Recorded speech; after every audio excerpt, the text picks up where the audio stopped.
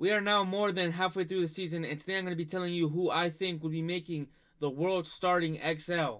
And considering that my last video ranking all the top 10 players who I think are in the world right now, it seems like you guys like this type of video. So let's get right to the point. We're going to be starting off with goalkeepers. So I was thinking about who would be the top goalkeeper in the world right now, and the list isn't that good.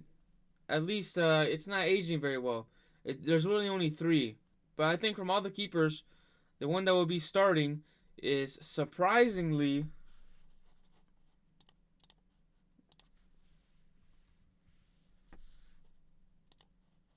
this guy, Raya.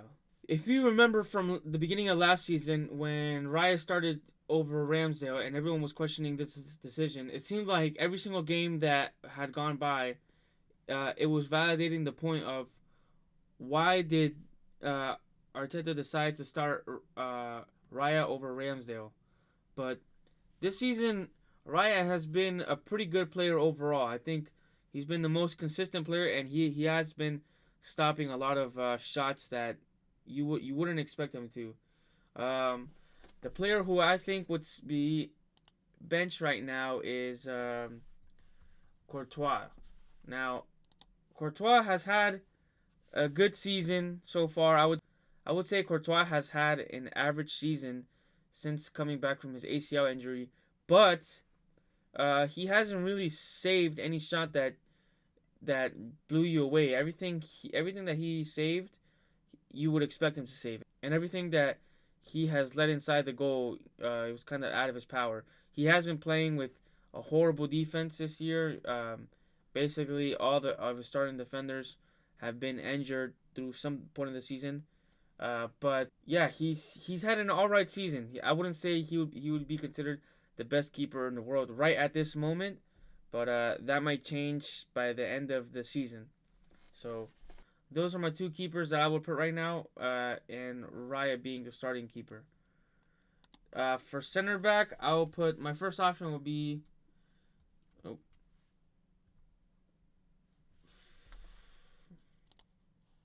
Roger Van Dyke. I feel like ever since the beginning of the season has started, Roger Van Dyke has been by far the most consistent center back in the world right now.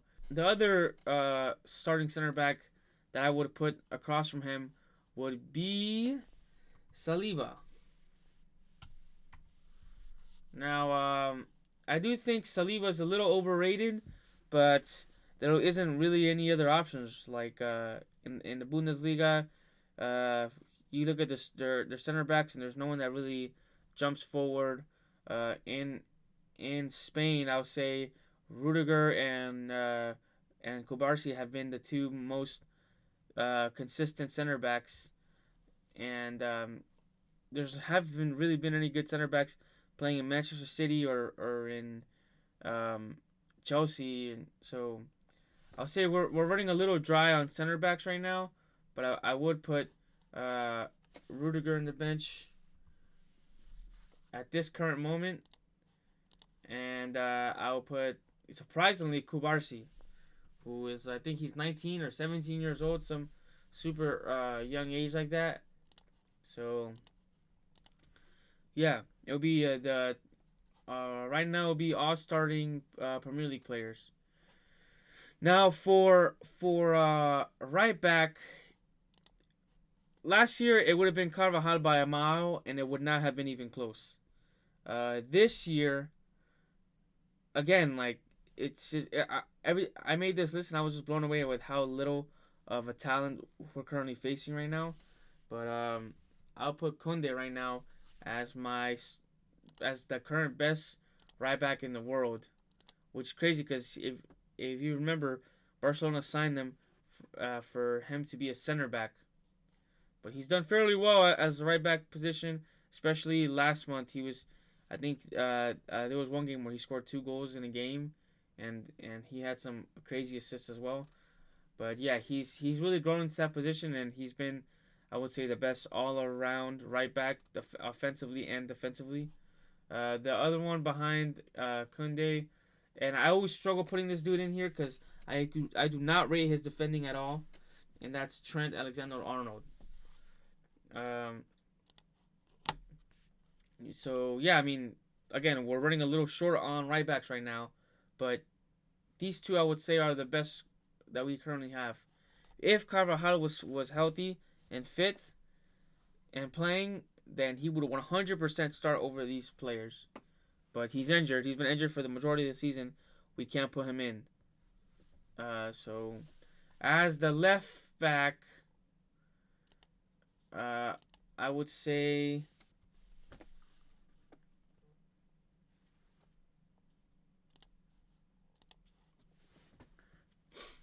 Gavardor or whatever his name is. I always have issues saying his name. I would say no player in Manchester City really deserves to make it into any starting Excel or any top 10 in the world right now besides this dude.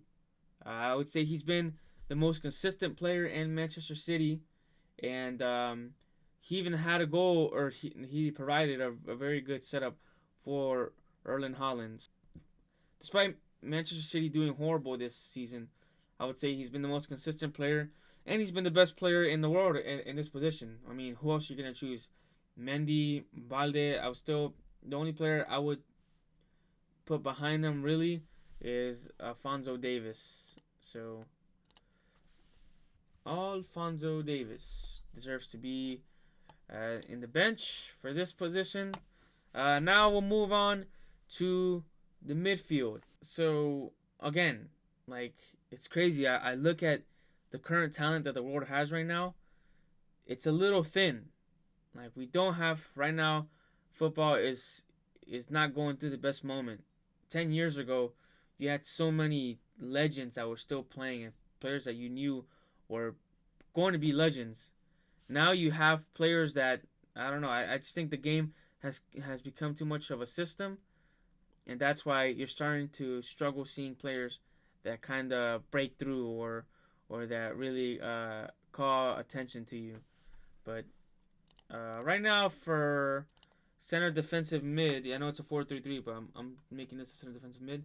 I'll put Gravenberch. So, uh, Gravenberch, people have said that he's been the most or one of the most surprising players from Liverpool this season. So I would say it's no surprise that he's kind of made it in the starting XL in the world right at this current moment. Again, I gotta keep saying this.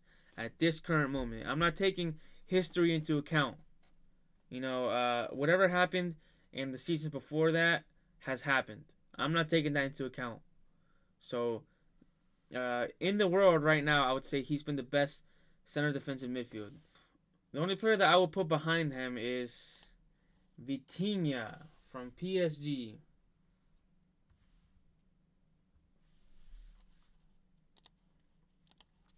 I think when you see Vitinha play, he's always someone that calls to your attention, and yeah, I mean he's definitely becoming a world class player.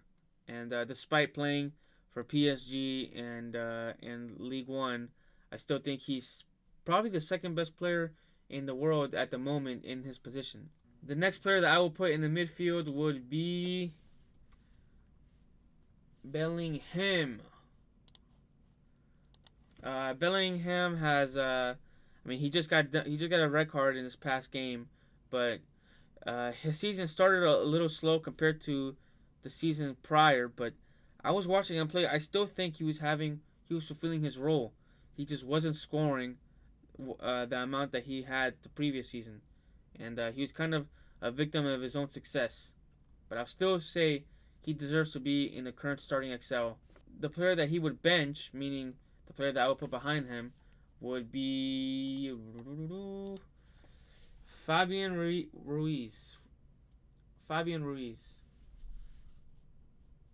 Fabian Ruiz. I think we always knew that Fabian Ruiz would be a talent, especially seeing him in his Napoli days.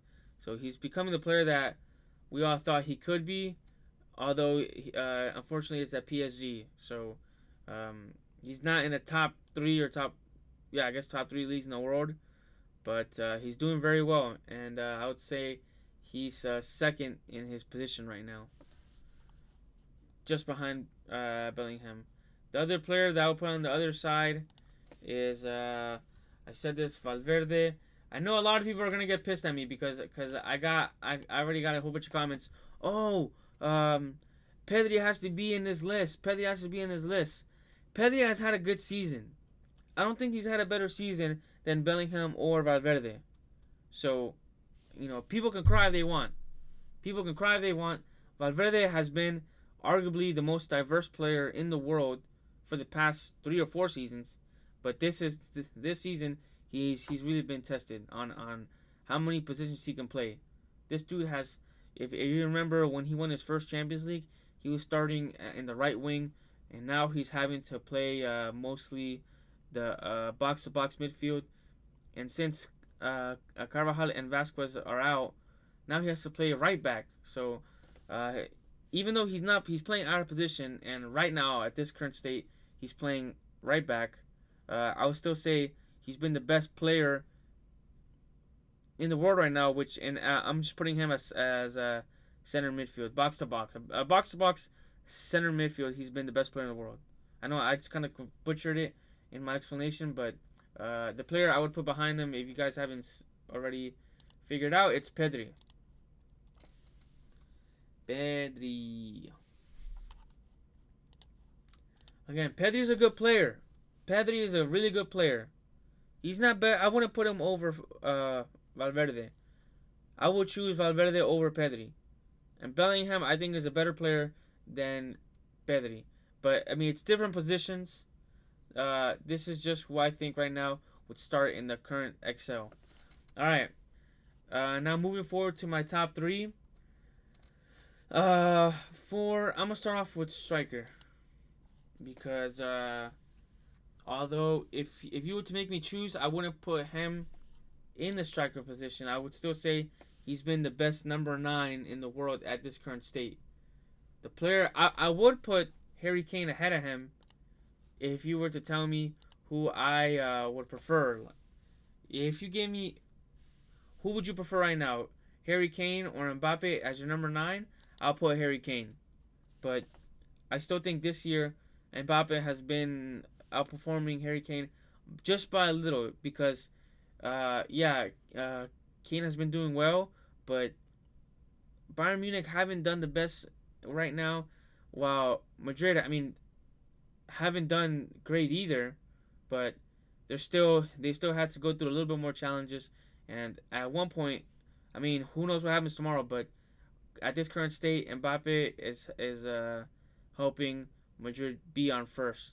If Barca win tomorrow, then Madrid will most likely drop down to second. But I'll still say Mbappe has outperformed Harry Kane just by a little. The other player in this position, I will put Rafinha. Rafinha right here. Rafinha, I think, he's surprisingly been one of the world's best players. Again, I just think it tells you how little of talent that we currently have. But he's been doing good. I think he has more numbers than Mbappe does, or I think they're tied at the current moment. Yeah, whoever would have thought this happened.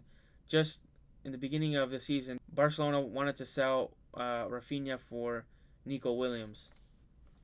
And now Nico Williams isn't having that good of a season, while Rafinha is top 3 in the world right now.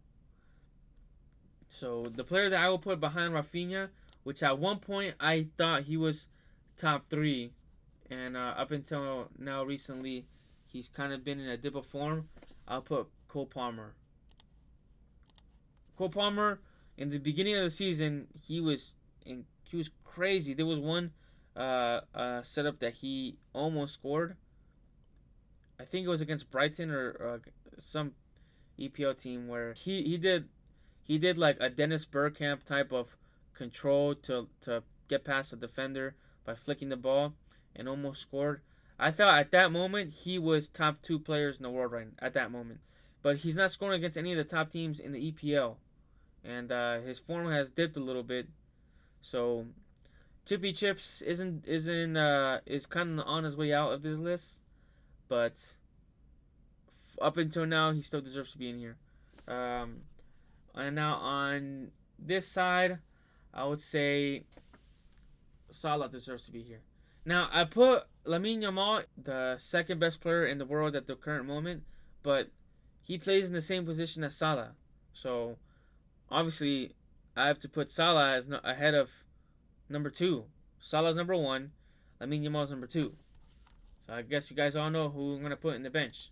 Lamine Yamal.